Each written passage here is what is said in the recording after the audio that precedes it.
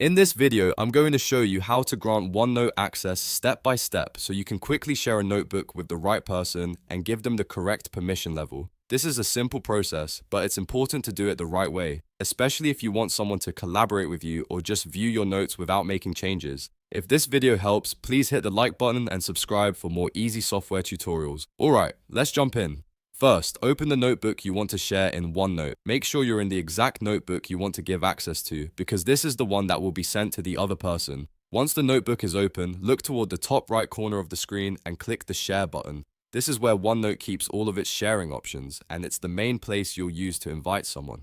After you click Share, you'll see a few sharing choices. For this tutorial, select Share Entire Notebook. This means the person you invite will get access to the whole notebook, not just a single page or section. That's helpful if you want them to see everything in one place and work with the full set of notes. Next, type the email address of the person you want to invite.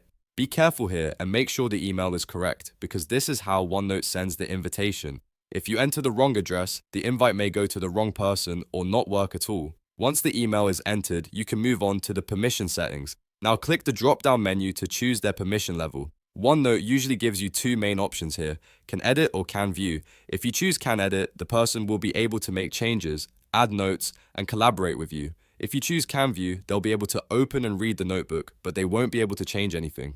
So think about what level of access makes sense before you send the invite. Once you've selected the right permission, everything is ready. Take one final look to make sure the email address and access level are correct. Then click Send. OneNote will send the invitation, and the person you invited will receive access based on the permission you chose. If they accept the invite, they'll be able to open the notebook and start using it right away. And that's it. You've now successfully granted OneNote access to another person.